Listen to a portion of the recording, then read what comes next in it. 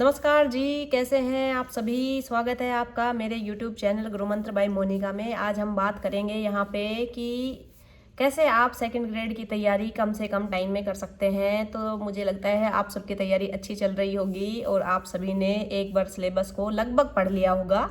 70-80% आपका सिलेबस हो गया होगा।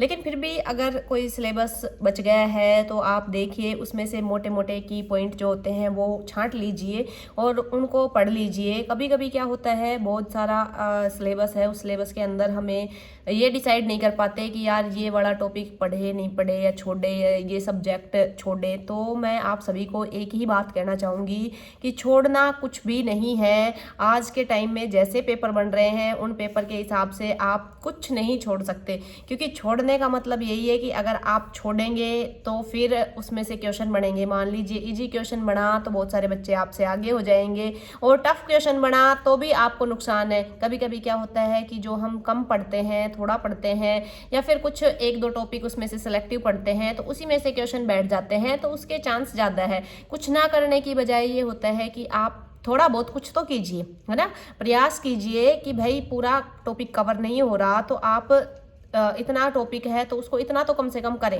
है ना। अपनी यही होनी चाहिए कि छोड़ना नहीं है। आज के टाइम में आरपीएससी ऐसे काम नहीं कर रही कि छोड़ दें तो काम चल जाएगा, 40% अपना कवर हो जाएगा, अपन और सब्जेक्ट में बहुत अच्छा कर लेंगे, क्योंकि ऐसा होता नहीं है ना। जिस हिसाब के पेपर आ रहे हैं उस हिसाब से पेपर बन रहे हैं। तो एक्सपर्ट्स वगैरह भी चाह रहे हैं, आरपीएससी भी चाह रही है कि आपको हर चीज़ की, हर क्षेत्र में थोड़ी थोड़ी नॉलेज होनी चाहिए वो नॉलेज। अब बहुत सारे लोगों के डाउट होते हैं कि साइकोलॉजी कहाँ से पढ़े। बुक लिस्ट के बारे में अपन ने बताया हुआ है, तो साइकोलॉजी मैं तो बताऊंगी सबसे बढ़िया मेरे को अवनी सर के, अवनी जो पब्लिकेशन है उनके जो सर हैं धीर सिंह धाबाई, डॉक्टर धीर सिंह धाबाई जी की, उनकी बहुत अच्छी लगती है, अच्छे से वो पढ़ाते हैं, तो आप पढ़ सकते हैं वहाँ से। बाकी 9th-10th की किताब के लिए आरबीएससी की बुक का सहारा लीजिए। आरबीएससी की जो 9th-10th में राजस्थान अध्ययन की किताबें चलती है उससे जरूर प्लीज पढ़िए।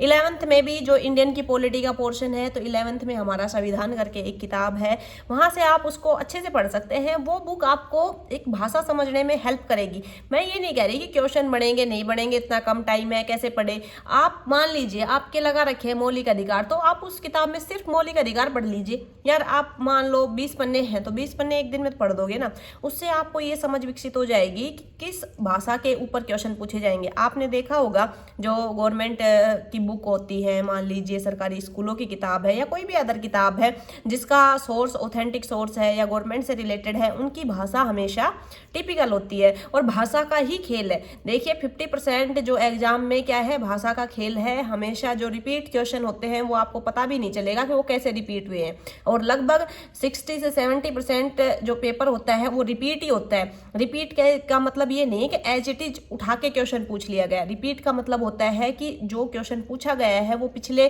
कुछ एग्जाम्स में या मतलब 2, 4, 5 साल के एग्जाम्स में कहीं ना कहीं रिलेटिवली पूछा गया था। रिलेटिवली का मतलब क्या हुआ, एक दूसरे से संबंधित है। संबंधित का भी मतलब क्या, जैसे कि उस कोई या तो वो किसी क्वेश्चन के 4 ऑप्शन में होगा तो इसलिए उसमें से वो क्वेश्चन बनाया गया है कि 4 ऑप्शन में से था।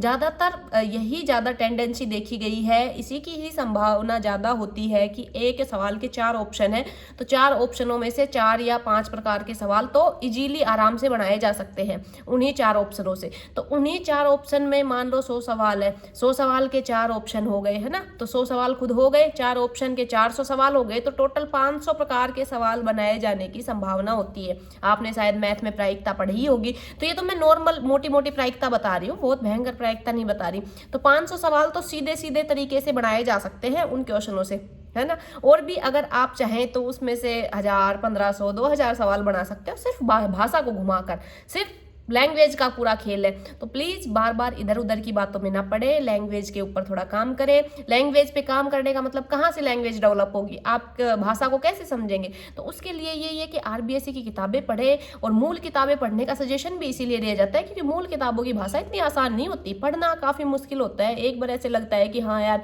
अपन पढ़ लेंगे, है ना, लेकिन पढ़ने बैठते हैं तो फिर पल्ले पड़ता है। लोगों के मेरे पास कमेंट आते हैं कि मैम क्या करें, समझ में ही नहीं आ रही, मतलब पढ़ लिया पर पता ही नहीं चला क्या पढ़ लिया, है ना। तो ऐसी समस्या सभी के साथ आती है, आपके साथ नहीं आ रही तो थोड़ा पेशेंस रखे, धैर्य रखे कि भाई पढ़ना तो अपने को पड़ेगा ही, है ना। धैर्य के साथ 2 या 3 बार उस किताब को या उस टॉपिक को पढ़ देंगे तो आपको समझ में ही क्या क्वेश्चन सोल्व भी करने आ जाएंगे। क्वेश्चन के साथ साथ आपको ये पता लग जाएगा कहाँ से क्वेश्चन बन रहे हैं, आपको क्वेश्चन बनाने भी आ जाएंगे। आप किसी के लिए क्वेश्चन तैयार कर दोगे, जिस दिन आप ऐसे करने लग गए ना कि भैया आपने क्वेश्चन तैयार करने लग गए, क्वेश्चन बनाने लग गए ना, उस दिन आप समझ लेना कि आप सिलेक्शन की दौड़ में बहुत आगे हो, क्योंकि उसमें आपको पता चल जाता है कि एग्जामिनर का थॉट प्रोसेस क्या होगा, वो क्या सोच के पेपर बना रहा होगा, है ना। तो इन सब चीज़ों को ध्यान में रखते हुए पढ़ेंगे तो आपको जल्दी सफलता मिलेगी। यही तो स्मार्ट स्ट्रेटेजी है। ऐसे कहते हैं ना कि स्मार्ट वर्क करो, स्मार्ट स्ट्रेटेजी रखो। तो स्मार्ट स्ट्रेटेजी होती क्या है? यही होती है कि हम कम टाइम में कम कंटेंट में ज़्यादा इनपुट निकालें, है ना, ज़्यादा आउटपुट निकाले। इनपुट हमारा कम है, हम कम टाइम दे रहे हैं, कम कंटेंट पढ़ रहे हैं, लेकिन जो भी पढ़ रहे हैं इतना सॉलिड पढ़ रहे हैं कि हमारा सिलेक्शन हो रहा है, आउटपुट ज़्यादा हो। तो इसीलिए आपको स्मार्ट वर्क करना है, मेहनत तो करनी है, साथ साथ स्मार्ट तरीके से करनी है, जिससे आपको ज़्यादा रिजल्ट मिल जाएगा। ओके जी, धन्यवाद। अगर वीडियो अच्छी लगे तो वीडियो को लाइक कीजिए, चैनल को सब्सक्राइब कीजिए, और भी कोई टॉपिक पे अगर वीडियो चाहते हैं तो ज़रूर से कमेंट करके बताइए। Thank you. आज के लिए इतना ही।